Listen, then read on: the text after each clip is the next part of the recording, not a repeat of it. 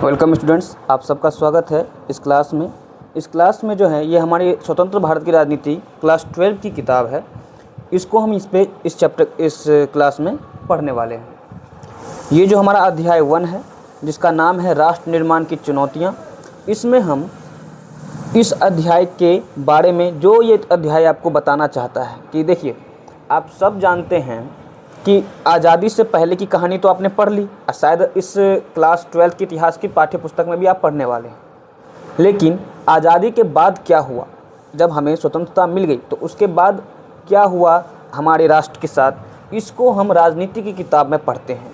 आइए बिना समय गवाए इसको हम स्टार्ट करते हैं इस क्लास को। देखिए, राष्ट्र निर्माण की चुनौतियाँ, नए राष्ट्र की चुनौतियाँ। देखिए, सन 1947 के 14-15 अगस्त की मध्य रात्रि को हिंदुस्तान आज़ाद हुआ। आप सब जानते हैं कि 15 अगस्त 1947 को हमारा देश आज़ाद हुआ था, जिसे हम इंडिपेंडेंस डे के रूप में हर वर्ष मनाते हैं। तो देखिए, इसकी पुस्तक के अनुसार 14 और 15 यानी 14 तारीख को रात्रि को, आधी रात्रि को, जो आपका 15 अगस्त ऑलरेडी बन जाएगा, उस रात को ही हमारा देश आज़ाद हुआ था। स्वतंत्र भारत के प्रथम प्रधानमंत्री जवाहरलाल नेहरू ने इस रात संविधान सभा के एक विशेष स्तर को संबोधित किया था।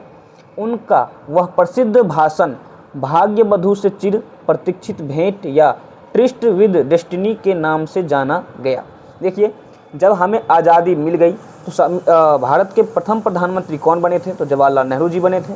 उन्होंने संविधान सभा के एक विशेष स्तर को संबोधित किया था और वहाँ पर जो उन्होंने भाषण दिया था, उस भाषण को भाग्य बधू से चिर प्रतीक्षित भेंट या ट्रिस्ट विद डेस्टिनी के नाम से जाना गया है। अगर प्रश्न पूछा जाए अगर बोर्ड में कि जवाहरलाल नेहरू के द्वारा जो प्रसिद्ध भाषण दिया गया था वो कौन सा था, तो भाग्य बधू से चिर प्रतीक्षित भेंट। चलिए, हिंदुस्तान की जनता इसी क्षण की प्रतीक्षा कर रही थी। आपने इतिहास की पाठ्य पुस्तकों में पढ़ा है कि हमारी आज़ादी की लड़ाई में कई आवाज़ें बुलंद थी। जैसा ये बता रहा है पुस्तक कि हमारी आज़ादी की लड़ाइयाँ, जैसे आप जानते हैं 1857 का विद्रोह हुआ था, महात्मा गांधी के उठाए गए कई आंदोलन थे, इन सब आज़ादी के बुलंद बना रहे थे। बहरहाल दो बातों पर सबकी सहमति थी। पहली बात यह कि आज़ादी के बाद देश का शासन लोकतांत्रिक सरकार के जरिए चलाया जाएगा, और दूसरी यह कि सरकार सबके भले के लिए काम करेगी। देखिए, जब हमें स्वतंत्रता दी जा रही थी तो सभी जो भी हमारे जो नेतागण थे वो इस चीज़ के लिए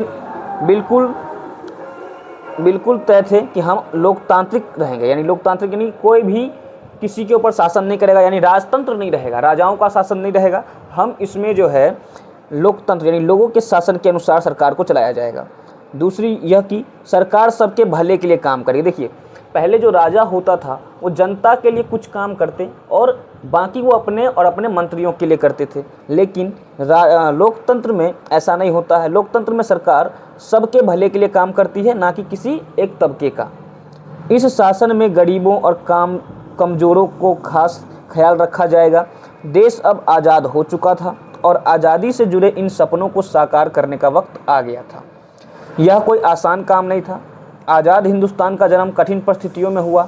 हिंदुस्तान सन 1947 में जिन हालात के बीच आज़ाद हुआ, शायद उस वक्त तक कोई भी मुल्क वैसे हालात में आज़ाद नहीं हुआ था। आज़ादी मिली लेकिन देश के बंटवारे के साथ। देखिए, बोल क्या रहा है, आप सब भी जानते हैं कि जब हम आज़ाद हुए थे तो एक देश आज़ाद नहीं हुआ था, दो देश आज़ाद हुए थे। एक हमारा ही एक ज़मीन के टुकड़े को बांट दिया गया। किसने बांटा? तो देखिए, अंग्रेज़ों की चाल से बांटा गया। और मांग किसने की? तो मोहम्मद अली जिन्ना ने मांग किया था। आप सबको पता है कि मोहम्मद अली जिन्ना ने पाकिस्तान की मांग की थी मुस्लिम कौम के लिए। अब देखिए, देश का बंटवारा हो चुका था। फिर बोल रहा है आज़ादी मिली लेकिन देश के बंटवारे के साथ। सन 1947 का साल अभूतपूर्व हिंसा और विस्थापन की त्रासदी का साल था। विस्थापन का अर्थ होता है एक स्थान से दूसरे स्थान पर साल था। आज़ाद हिंदुस्तान की इन्हीं परिस्थितियों में अपने बहुविध लक्ष्यों को हासिल करने की यात्रा शुरू करनी पड़ी। आज़ादी के उन उथल पुथल भरे दिनों में हमारे नेताओं का ध्यान इस बात से नहीं भटका कि यह नया राष्ट्र चुनौतियों की चपेट में है। देखिए, कोई भी व्यक्ति या कोई भी पिछड़ा राष्ट्र अगर किसी बहुत बड़े चुंगल से मुक्त होता है। तो आप सब जानते हैं आज़ादी मिली, लेकिन आज़ादी से पहले हमारे देश में कौन थे? तो अंग्रेज़ थे, और अंग्रेज़ों ने हमारे देश को बहुत ज़्यादा लूटा, अत्याचार किया, शोषण किया और आज़ादी दी। तो हमारे देश, आप ऐसा समझिए, एक झोले से 100 मोहर में से 90 मोहर निकाल ली गई या फिर 95 मोहर निकाल ली गई और 5 मोहर छोड़ दिया गया, और झोले की हालत फटी है। झोले की हालत कैसी है? फटी है। उसमें से भी एक टुकड़ा काट लिया गया है, और फिर हमें उन्हीं पैसों से उस झोले की मरम्मत करवानी है, ऐसे समझ के चलिए। तो हमारा जो अब नया राष्ट्र है वो चुनौतियों की चपेट में है। वो कौन सी चुनौती है, उस चुनौतियों का कैसे समाधान निकाला हमारे नेताओं ने, इसको हम आगे इसी अध्याय में, चैप्टर 1 अध्याय 1 में पढ़ने वाले हैं। इधर आप देख सकते हैं, यहाँ पे आपको ये लाल किला है। लाल किला पे आपको पंडित जवाहरलाल नेहरू जी दिख रहे होंगे। ये आप जमा मस्जिद देख सकते हैं, लाल किला के सामने है जमा मस्जिद। चलिए अच्छा ये देख लीजिए, 15 अगस्त 1947 लाल किले की प्राचीर से भाषण देते हुए प्रधानमंत्री जवाहरलाल नेहरू। चलिए आगे देखते हैं। देखिए हमारे सामने 3 चुनौतियां थी। 3 चुनौतियां कौन सी हैं, क्या हैं, इसको पहले हम कवर कर लेते हैं। इधर एक लेटर दिया गया है, एक महात्मा गांधी के द्वारा एक लेटर है, देख लीजिए। कल हम अंग्रेजी राज की गुलामी से आज़ाद हो जाएंगे, लेकिन आधी रात को भारत का बंटवारा भी होगा, इसीलिए कल का दिन हमारे लिए खुशी का दिन होगा और गम का भी। देखिए गांधी जी आपको क्या बताना चाह रहे हैं। अच्छा ये भी आपको पता होगा कि जब आज़ादी मिली तो उस समय गांधी जी दिल्ली में नहीं थे। क्यों? क्योंकि जब आज़ादी मिल रही थी और जब हम आज़ाद हुए थे तो आपको पता, मैंने पहले इसमें इस किताब में बताया गया कि आज़ादी का जो साल था त्रासदी का भरा साल था, बहुत सारे दंगे हो रहे थे। तो गांधी जी उस समय बंगाल में थे और बंगाल के किसी इलाके में वो दंगाई को शांत करने गए थे, तो वहीं से उन्होंने कहा, बताया है। फिर देखिए 3 चुनौतियाँ, मुख्य तौर पर भारत के सामने 3 तरह की चुनौतियाँ थीं। पहली और तात्कालिक चुनौती एकता के सूत्र में बंधे एक ऐसे भारत को गढ़ने की थी जिसमें भारतीय समाज की सारी विविधताओं के लिए जगह हो। अच्छा ये भी आपको याद होगा कि हमारा जो राष्ट्र है, जो हमारा देश है, इसमें कई सारे धर्म के लोग रहते हैं, कई सारे विभिन्न धर्म को मानते हैं, परंपराओं को मानते हैं, और ये सब एक ही स्थान पर रहते हैं। ऐसे में देश को एकता के सूत्र में बंधे रहने की एक चुनौती थी। देश में देखिए, देश को लोकतांत्रिक बना लिया गया था, लेकिन आप जानते हैं कि देश में कई तरह की असमानता थी। लोग एक दूसरे को विचार से नहीं देखते थे, लोग एक दूसरे को अछूत मानते थे। ये सब हमारे यहाँ पे ऐसे चीज़ें होता था, भारत में पहले ऐसी चीज़ें होती थी। और उसी समय आपको भारत को एकता के सूत्र में गढ़ने की एक चुनौती भी सामने आ खड़ी हुई, क्योंकि देश तभी चल पाएगा जब वह लोकतांत्रिक रह पाएगा। भारत अपने आकार और विविधता में किसी महादेश के बराबर था। यह अलग अलग बोली बोलने वाले लोग थे। अच्छा देखिए, भाषा नहीं बोला गया है, बोली बोला गया है। बोली का अर्थ होता है किसी इकाई स्थान पर जो लोग भाषा बोलते हैं उसी को बोली बोलते हैं। यानी भाषा समझ लीजिए, भाषा होता है कि हिंदी हो गया, इंग्लिश हो गया, ये भाषा है। लेकिन यहाँ पर किसी इकाई स्थान पर, मान लीजिए किसी गुजरात में चले जाइए तो गुजरात में लोग गुजराती बोलते हैं। आप अगर मराठा चले जाइए, महाराष्ट्र चले जाइए तो वहाँ पे लोग मराठी बोलते हैं। तो ये एक इकाई स्थान पे भाषा है, बोली बोली जा रही है। कि भाषा जो पूरे लोगों को एक्सेप्टेबल होता है, यानी सब लोग उसको मानते हैं, तो वो भाषा बन जाता है। उनकी संस्कृति अलग थी और वे अलग अलग धर्मों के अनुयायी थे। देखिए हमारे यहाँ अलग बोली बोलने वाले लोग रहते हैं, अलग संस्कृति को मानते हैं और अलग अलग धर्मों को मानते हैं। उस वक्त आमतौर पर यही माना जा रहा था कि इतनी विविधताओं से भरा कोई देश ज़्यादा दिनों तक एकजुट नहीं रह सकता। देश के विभाजन के साथ लोगों के मन में समाई यह आशंका एक तरह से सच साबित हुई थी। भारत के भविष्य को लेकर गंभीर सवाल खड़े थे। क्या भारत एक रह पाएगा? क्या ऐसा करने के लिए भारत सिर्फ राष्ट्रीय एकता की बात पर सबसे ज़्यादा जोर देगा और बाकी उद्देश्यों को तिलांजलि देगा? देखिए कहने का अर्थ क्या है, जब इतना विविधता है देश में तो इसको जो है, देखिए जब भी एक चीज़ समझिए, न्यूज़, आप देखिए न्यूज़ जो होता है भारत में नहीं बताई जा रही है, इसका अर्थ ये नहीं कि वो कहीं और नहीं बताई जा रही है। Hindustan times, the times of express, ऐसे कई सारे, देख लीजिए आपके सामने दिया गया है द हिंदुस्तान टाइम्स। तो ये जो आपको चित्र दिख रहा है, ये चित्र किसकी है? तो ये चित्र आपकी अखबार की है। तो उसमें जो हमारे देश से बाहर के जो देश रह रहे थे वो हमारे देशों के प्रति आशंका जता रहे थे कि ये देश ज़्यादा दिनों तक लोकतांत्रिक नहीं रह पाएगा। क्यों? क्योंकि इतनी सारी विविधताओं के साथ कोई भी नहीं रह सकता। इस कारण से कई सारे लोग इस पर सवाल उठा रहे थे। अच्छा, पहली चुनौती आपने समझ लिया। पहली चुनौती क्या है? तो देश को एकता के सूत्र में बांधने की चुनौती है। देखिए दूसरी चुनौती क्या है? तो दूसरी चुनौती लोकतंत्र को कायम करने की थी। अब देखिए, एक तो लोकतंत्र हो गया है, लोकतंत्र से सरकार बनानी है, उसमें लोगों को एक साथ रहना जरूरी है। फिर दूसरा है लोकतंत्र को कायम रखने की, यानी वो टूटे ना। तो आप भारतीय संविधान के बारे में पहले ही पढ़ चुके हैं। आप जानते हैं कि संविधान में मौलिक अधिकारों की गारंटी दी गई है। अच्छा, आप क्लास 11वीं में आपने भारतीय संविधान के विषय में पढ़ा होगा, जिसमें आपने भारतीय संविधान के कई सारी शाखाओं को पढ़ा होगा। हमारी नागरिकता का अधिकार क्या होता है, स्वतंत्रता का अधिकार क्या होता है, मौलिक अधिकार पढ़ा होगा आपने कि मौलिक अधिकार क्या होता है, हमारा मौलिक कर्तव्य क्या होता है, और कई सारे आपने आर्टिकल्स भी पढ़े होंगे, धारा भी पढ़ी होंगी, अनुच्छेद भी पढ़ा होगा। चलिए यहाँ पर देखते हैं, संविधान हमको मौलिक अधिकार की गारंटी देता है और आप इस अधिकार के लिए डायरेक्ट सुप्रीम कोर्ट में भी जा सकते हैं। मौलिक अधिकार यानी आपको मौलिक अधिकार अगर आपको याद हो तो उनमें से किसी का भी आप हनन होता है तो आप उसके लिए सुप्रीम कोर्ट जा सकते हैं। तो मौलिक अधिकार की गारंटी देता है और हर नागरिक को मतदान का अधिकार दिया गया। हर नागरिक को मतदान यानी वोट देने का अधिकार है। भारत से संसदीय शासन पर आधारित प्रतिनिधित्व मूलक लोकतंत्र को अपनाया। इन विशेषताओं से यह बात सुनिश्चित हो गई कि लोकतांत्रिक ढांचे के भीतर राजनीतिक मुकाबले होंगे, यानी जो भी अब राजनीतिक मुकाबले होंगे, जिसकी भी सरकार बनेगी या जिस तरह बनेगी वो किसके अनुसार बनेगी, तो वो लोकतांत्रिक ढांचे के अनुसार बनेगी। और उसको तय कौन करेगा? तो उसको संविधान के अनुसार ही तय होना होगा कि सरकार किस तरह काम करेगी, कौन सी शाखा कहाँ जाएगी, इसको संविधान बताएगा। लोकतंत्र को कायम करने के लिए लोकतांत्रिक संविधान जरूरी होता है, लेकिन इतना भर ही काफ़ी नहीं होता। चुनौती यह भी थी कि संविधान से मेल खाते लोकतांत्रिक वर्ताव चलन में आए। कहने का अर्थ यह है, देखिए समझने का थोड़ा प्रयास कीजिए। जब आपको मैं कोई नियम दूंगा तो अगर उस नियम को आप पालन करेंगे तभी ना वो माना जाएगा कि चलिए उस नियम को लोग मान रहे हैं, तो आप मानेंगे तो आपको देख के दूसरे भी मानेंगे। तो जो संविधान ने जो नियम कानून बनाए हैं, जो लोकतंत्र के लिए जो संविधान ने नियम कानून बनाए हैं, अगर उसको लोग व्यवहार में लाएंगे, वर्ताव में लाएंगे, तभी वो चल पाएगा, वरना वो भी धूल खाता रह जाएगा, वो लिखी रह जाएंगी वो किताब, उसको कोई मानेगा नहीं। लेकिन भारत ने काफ़ी साहस दिखाया है, लोकतंत्र भी बचा रहा है और हमारी सरकार भी संविधान के अंतर्गत ही काम करती है।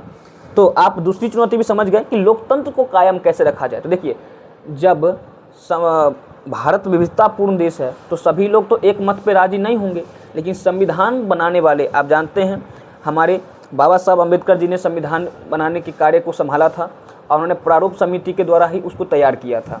हम संविधान की किताब के बारे में अच्छे से किसी और समय चर्चा करेंगे। इसमें जो हम अभी इस चैप्टर को जो पढ़ रहे हैं इसको पढ़ेंगे। इसमें आप दूसरी चुनौती समझ चुके हैं। पहली चुनौती थी कि देश एकता के सूत्र में बढ़े रहे। दूसरी चुनौती है कि लोकतंत्र कायम रहे, टूटे ना। तो लोकतंत्र कायम रहे, इसके लिए ज़रूरी है कि सब लोग किसी न किसी ऐसी चीज़ को माने जो सबके लिए एक बराबर हो, किसी को वो असमानता का भाव उत्पन्न होने ना दे किसी के मन में। तो इसके लिए संविधान जरूरी होता है। अब देखिए तीसरी चुनौती क्या है। तीसरी चुनौती थी कि ऐसे विकास की जिससे समूचे समाज का भला होता हो, ना कि कुछ एक तबकों का। इस मोर्चे पर भी संविधान में यह बात साफ कर दी गई थी कि सबके साथ समानता का बर्ताव किया जाए और सामाजिक रूप से वंचित तबकों तथा धार्मिक सांस्कृतिक अल्पसंख्यक समुदायों को विशेष सुरक्षा दी जाए। अच्छा, अल्पसंख्यक मतलब समझ लीजिए जो कम संख्या में कम होते हैं उनको अल्पसंख्यक बोला जाता है। देखिए तीसरी चुनौती है हमें विकास करना है। आप जानते हैं कि देश काफ़ी पीछे चल रहा है, देश काफ़ी पीछे जा रहा था। इसमें अब लोकतांत्रिक सरकार आ चुकी है, तो अब देश को आगे बढ़ाने का काम किसका है? तो हमारे नेताओं का है। तो उन्होंने तीसरी चुनौती में बताया गया है कि हमें विकास तो करना है, लेकिन सबका करना है, किसी एक तबके का नहीं करना है, पूरे समाज का भला करना है। इस मोर्चे पर संविधान में यह बात साफ कर दी गई, यानी इसी मोर्चे पर जो ये बात नेताएं कह रहे हैं उसी पे संविधान में यह बात साफ हो गई है कि सबके साथ समानता का बर्ताव किया जाएगा। समानता का बर्ताव से तो आप समझ रहे हैं, सब बराबर है, कोई आगे कोई ज़्यादा कोई पीछे कुछ नहीं है, सब बराबर है।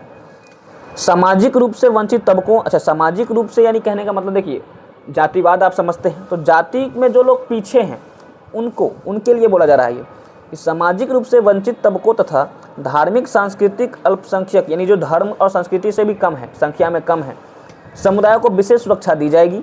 संविधान ने राज्य के नीति निर्देशक सिद्धांतों के अंतर्गत लोक कल्याण के उन लक्ष्यों को भी स्पष्ट कर दिया था जिन्हें राजनीति को जरूर पूरा करना चाहिए। देखिए, राज्य के नीति निर्देशक तत्व वो होते हैं जो मौलिक अधिकारों की कटौती कर सकते हैं राज्य की भलाई के लिए, लेकिन मौलिक अधिकार इतने पवित्र हैं कि कभी राज्य में नीति निर्देशक सिद्धांतों को अपनाया नहीं जा सका है। अभी तक कुछ चीज़ें कह सकते हैं आप अपनाया गया है, लेकिन सभी तरीके से नीति निर्देशक तत्वों को नहीं अपनाया गया, सिद्धांतों को नहीं अपनाया गया। अब देखिए, अब असली चुनौती आर्थिक विकास तथा गरीबी के खात्मे के लिए कारगर नीतियों को तैयार करने की थी। अच्छा, आप सब जानते हैं कि हमारा देश था वो जो है आपका इलिटरेट है। इलिटरेट मतलब बहुत ही संख्या में, बहुत ज़्यादा ही संख्या में लोग पढ़े लिखे नहीं थे। उस समय के अनुसार बहुत कम लोग पढ़े लिखे थे। और आप जानते हैं कि जिन्होंने हमें आज़ादी दिलाई है, चाहे आप महात्मा गांधी का नाम लीजिए, चाहे आप बाबा साहब अम्बेडकर का नाम लीजिए, चाहे पंडित जवाहरलाल नेहरू जी का नाम लीजिए, चाहे वल्लभ भाई पटेल जी का नाम लीजिए, चाहे जितने नेतागण का नाम लीजिए, है ना, राम मनोहर लोहिया जी का नाम लीजिए। देखिए, ये सब तो राजनीतिक नेता लोग हैं, लेकिन इन्होंने ही आंदोलन में महात्मा गांधी जी का साथ दिया है, ये भी क्रांतिकारी कहलाए हैं। तो इन सब जिनको भी हम देख रहे हैं, जिनके बारे में भी पढ़ रहे हैं, ये सब आपके कौन हैं? तो ये सब आपके पढ़े लिखे लोग हैं। पढ़े लिखे लोग हैं, ये जानते हैं कि हमें क्या ज़रूरत है और किस चीज़ की ज़रूरत नहीं है।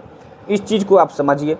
और जितने भी हैं, इनमें से ज़्यादातर लोगों ने वकालत की पढ़ाई की है। वकालत यानी वकील, आप जानते हैं सुप्रीम कोर्ट में जो वकील होते हैं उनकी पढ़ाई की है। और जो वकालत करता है वो ना केवल किसी एक स्थान के लिए वकालत करता है, कई स्थानों के लिए वकालत कर सकता है। आप यहाँ हैं तो यहाँ के लॉ अनुसार काम कर सकते हैं, कहीं और हैं तो कहीं और के लॉ के अनुसार काम कर सकते हैं। चलिए, अब आगे बताया जा रहा है, आज़ाद हिंदुस्तान ने इन चुनौतियों के आगे क्या रुख अपनाया, संविधान में तय किए गए विभिन्न लक्ष्यों को हासिल करने की दिशा में कहाँ तक सफलता मिली। इस पूरी किताब में इन्हीं सवालों को खंगालने की कोशिश की गई है। इस किताब में आज़ादी के बाद के दौर की भारतीय राजनीति की कथा लिखी गई है, ताकि आप खुद इन जैसे बड़े सवालों के अपने उत्तर तलाश पाने में काबिल हो सकें।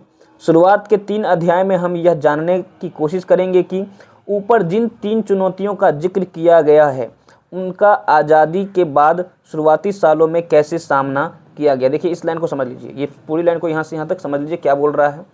आप चुनौती पढ़ चुके हैं कि हमारे सामने किस प्रकार की चुनौती थी आज़ादी के बाद। संविधान ने तय कर दिया है कि हमें क्या क्या हासिल करना है और कैसे करना है। इस पूरी किताब में, यानी इस पूरी किताब में जो है आपको इन्हीं सवालों को समझना है कि ये सब कैसे हासिल किया गया।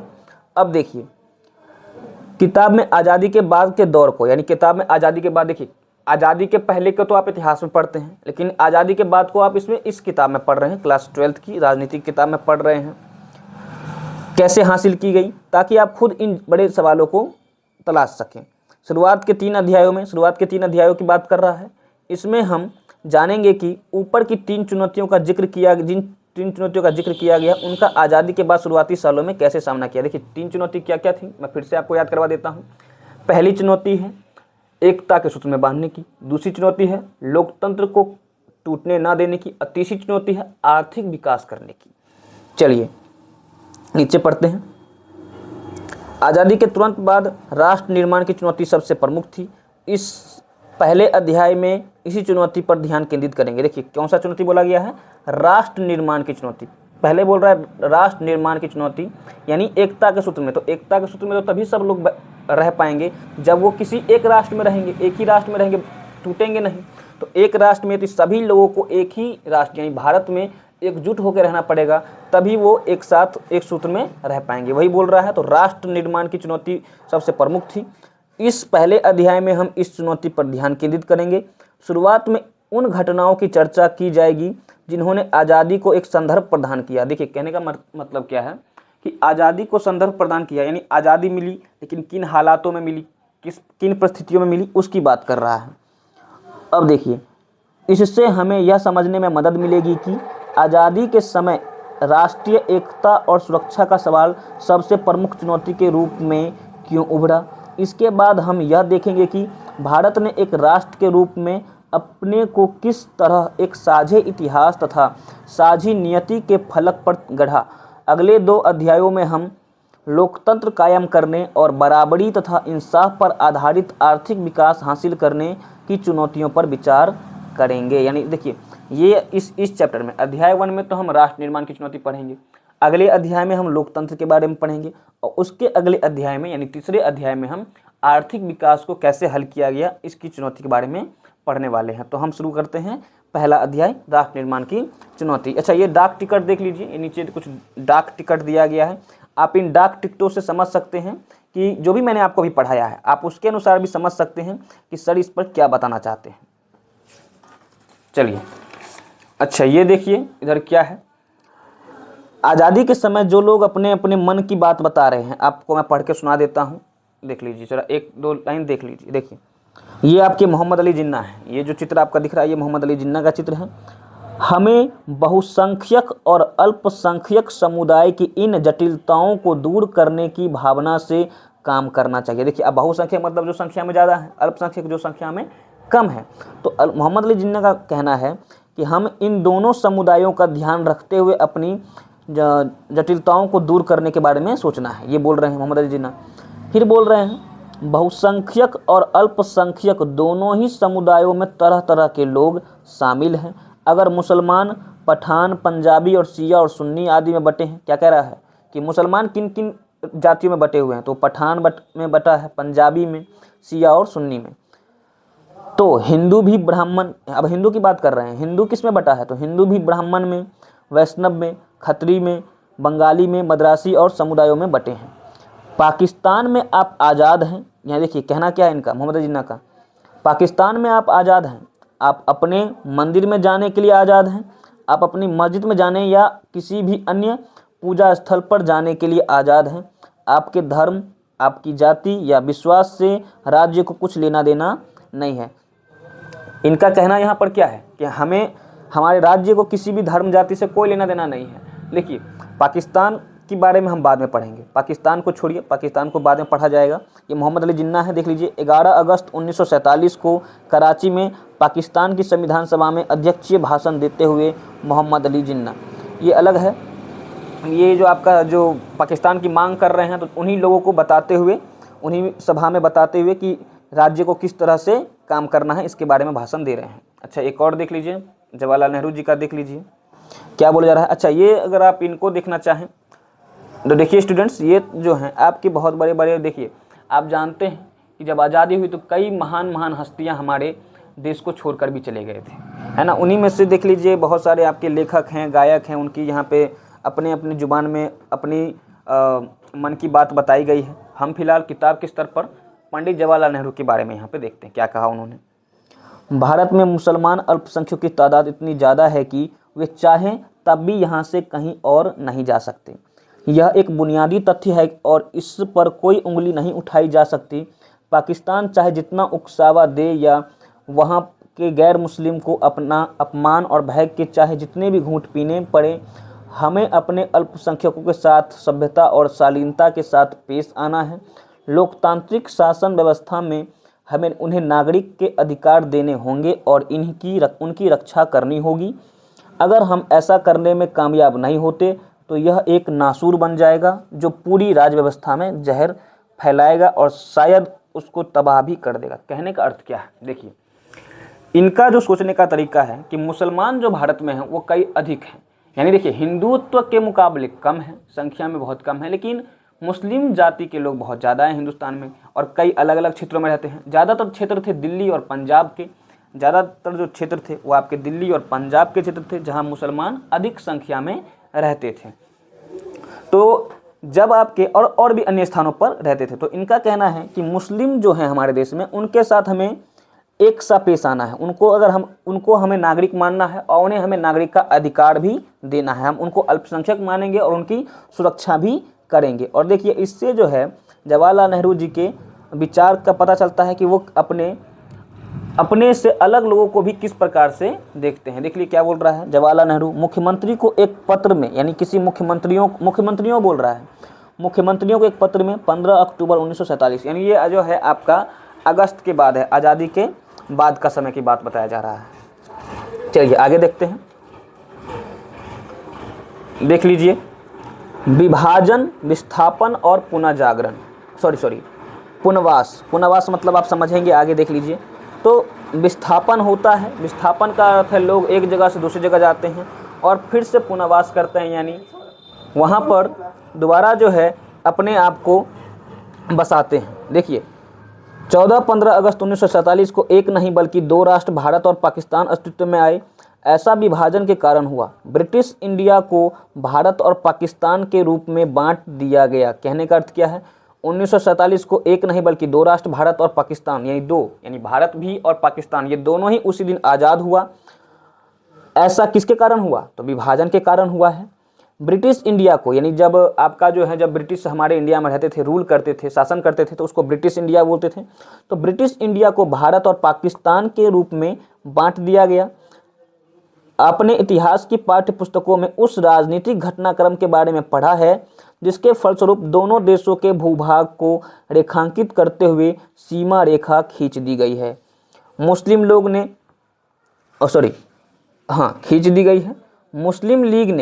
लीग ने द्विराष्ट्र सिद्धांत की बात की थी। अच्छा, अगर आपको प्रश्न में ये भी आ जाए कि द्विराष्ट्र सिद्धांत की बात किसने की थी, तो आप मुस्लिम लीग बता सकते हैं। अब मुस्लिम लीग की तरफ से ही मोहम्मद अली जिन्ना ने पाकिस्तान की मांग की थी।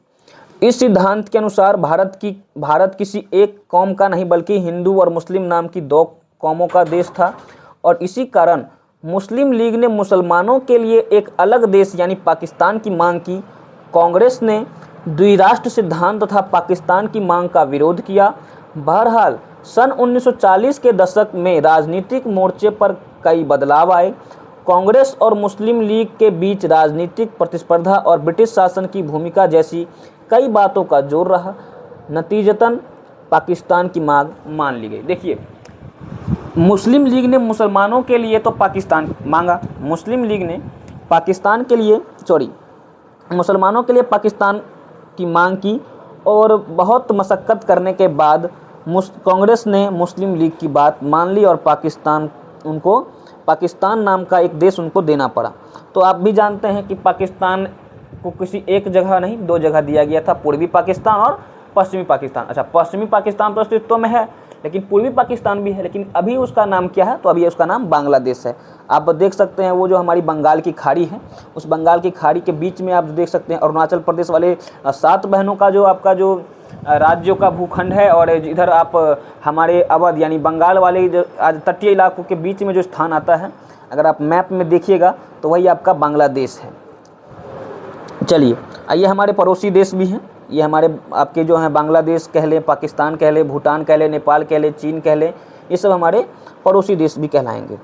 अच्छा, अभी समझ गए आप कि हमारे देश का विभाजन हुआ है ना। अब देखिए कि विभाजन की प्रक्रिया क्या रही, विभाजन की प्रक्रिया में क्या क्या हुआ, इसको यहाँ पर हम इसमें पढ़ने वाले हैं। देखिए, फैसला हुआ कि अब तक जिस भूभाग को इंडिया के नाम से जाना जाता था उसे भारत और पाकिस्तान नाम के दो देशों के बीच बांट दिया जाएगा। यह विभाजन दर्दनाक तो था ही, इस पर फैसला करना और अमल में लाना और भी कठिन था। तय किया गया कि धार्मिक बहुसंख्यकों को विभाजन का आधार बनाया जाएगा। इसके मायने यह थे कि जिन इलाकों में मुसलमान बहुसंख्यक थे वे इलाके पाकिस्तान के भूभाग होंगे और शेष हिस्से भारत कहलाएंगे। कहने का अर्थ यह हुआ कि जिन इलाकों में मान तो ली गई, पाकिस्तान मुस्लिम लीग की मांग मान ली गई कि पाकिस्तान उनको दिया जाएगा, तो पाकिस्तान होगा कौन सा जगह पाकिस्तान होगा, कौन सा भूभाग पाकिस्तान कहलाएगा। तो बोला जा रहा है कि जिस स्थान पर मुस्लिम ज़्यादा संख्या में हैं, बहुसंख्यक हैं, जिस भी जगह पर भूभाग पर, उसको पाकिस्तान माना जाएगा। तो अब देखिए, यह बात थोड़ी आसान जान पड़ती है, लेकिन असल में इसमें कई किस्म की दिक्कतें थीं। पहली बात तो यह कि ब्रिटिश इंडिया में कोई एक भी इलाका ऐसा नहीं था जहां मुसलमान बहुसंख्यक हो। ऐसे 2 इलाके थे जहां मुसलमानों की आबादी ज़्यादा थी। एक इलाका पश्चिम में था तो दूसरा इलाका पूर्व में था। ऐसा कोई तरीका न था कि इन दोनों इलाकों को जोड़कर एक जगह कर दिया जाए। इसे देखते हुए फैसला हुआ कि पाकिस्तान में 2 इलाके शामिल होंगे, यानी पश्चिमी पाकिस्तान और पूर्वी पाकिस्तान। जैसा कि मैंने आपको पहले भी बता दिया है कि पाकिस्तान को 2 इलाका दिया गया था, एक पूर्वी एक पश्चिमी, तो 2 नाम पड़ा, तथा इनके बीच में भारतीय भूभाग का एक बड़ा विस्तार रहेगा, ये बोला जा रहा है। दूसरी बात यह है कि मुस्लिम बहुल हर इलाका पाकिस्तान में जाने को राजी हो, यानी जो भी, कहने का अर्थ यह है कि जो भी मुस्लिम बहुल इलाका है वो सब कहाँ जाएं, तो पाकिस्तान में जाएं। यानी भारत में जब धर्म के नाम पे बंटवारा हुआ है, पाकिस्तान मांगा गया है, तो सारे मुसलमान कहाँ जाएंगे, तो पाकिस्तान में जाएंगे। बिल्कुल सही। फिर बोला जा रहा है कि हर इलाका पाकिस्तान में जाने को राजी हो। ऐसा भी नहीं था कि खान अब्दुल गफ्फार खान पश्चिमोत्तर सीमा प्रांत के निर्वाधित नेता थे। उनकी प्रसिद्धि सीमांत गांधी, सीमांत यानी उन्हीं के समान, गांधी के रूप में थी। यानी जैसे गांधी थे हमारे लिए, उन्हीं उसी के अनुसार आपके जो है अब्दुल गफ्फार भी थे, प्रसिद्ध के रूप में थे, गांधी के रूप में थी। और वे द्विराष्ट्र सिद्धांत के एकदम खिलाफ थे। अच्छा, आप द्विराष्ट्र तो समझ गए हैं, मैंने पीछे पढ़ा दिया है कि द्विराष्ट्र सिद्धांत क्या था, है ना। द्विराष्ट्र सिद्धांत का जो तर्क है, इनका तर्क यह है कि भारत किसी एक का नहीं बल्कि 2 कौमों का देश है ना, मुस्लिम और हिंदू, 2 ऐसे।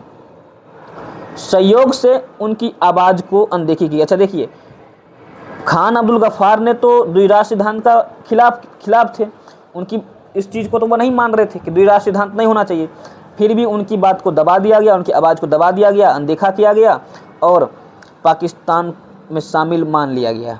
और पश्चिमोत्तर सीमा प्रांत, यानी पश्चिमोत्तर सीमा प्रांत कहने का अर्थ क्या है, वही जो भी पाकिस्तान है आपका, उस प्रांत को पाकिस्तान मान लिया गया। अब देखिए, तभी पाकिस्तान का बन गया। तीसरी समस्या और भी विकट थी। ब्रिटिश इंडिया के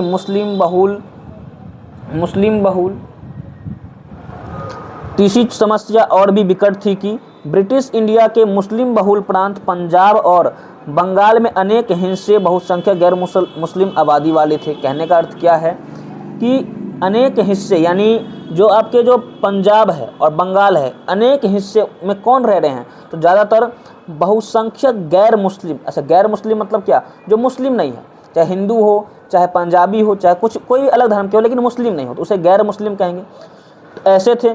तो ऐसे में फैसला हुआ कि इन दोनों प्रांतों में भी बंटवारा धार्मिक बहुसंख्यों के आधार पर होगा और इसमें जिले अथवा उससे निचले स्तर पर प्रशासनिक हलके को आधार माना जाएगा। अच्छा, ये आपका पार्ट 1 है। अब इसके अगले चीज़ को जो हम पार्ट 2 में पढ़ने वाले हैं।